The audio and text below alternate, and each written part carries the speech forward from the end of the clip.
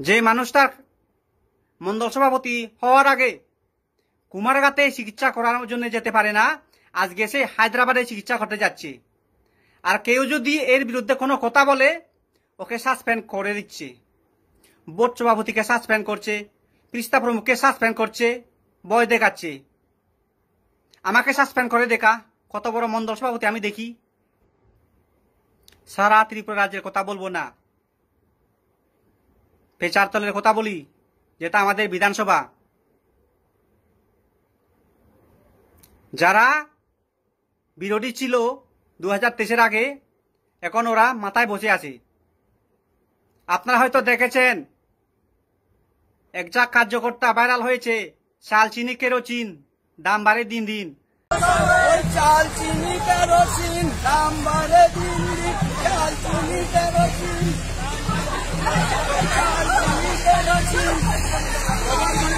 চাল চিনি কেরোচিন দাম বাড়ে দিন দিন। সেই মানুষটার জন্য পেশার তলে অনেক বদনাম হয়েছে, পাতির বদনাম হয়েছে। আজকে সেই মানুষটা মন্ডল সভাপতি। যে মানুষটার মন্ডল সভাপতি হওয়ার আগে কুমারঘাটে চিকিৎসা করানোর জন্য যেতে পারে না, আজকে সে হায়দ্রাবাদে চিকিৎসা করতে যাচ্ছে।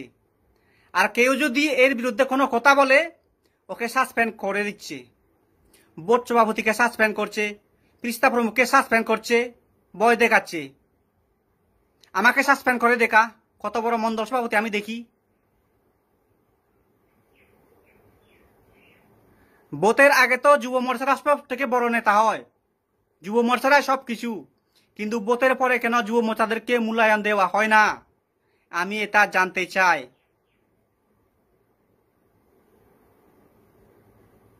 আজকে পেচারতলের মধ্যে অনেক বড় বড় নেতা আছেন, কিন্তু আজকে যুবকরা যে বঞ্চিত, যারা প্রকৃত কর্মী ওরা যে বঞ্চিত, কেউ একটা কথাও বলেনি, একটা আওয়াজও তুলেনি, সোশ্যাল মিডিয়াতে একটা পোস্টও করেনি যুবকদেরকে সান্ত্বনা দেওয়ার জন্যে,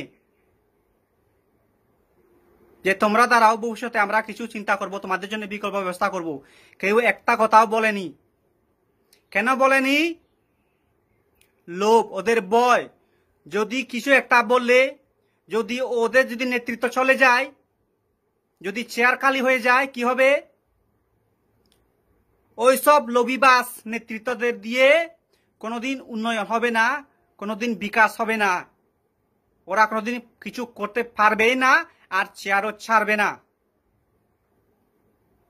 2028-এর আগে যদি আপনারা যুবকের জন্য কিছু করতে না পারেন, তাহলে 28-এর পরে টাটা বাই বাই, খতম। আপনাদেরকে আর খুঁজে পাওয়া যাবে না।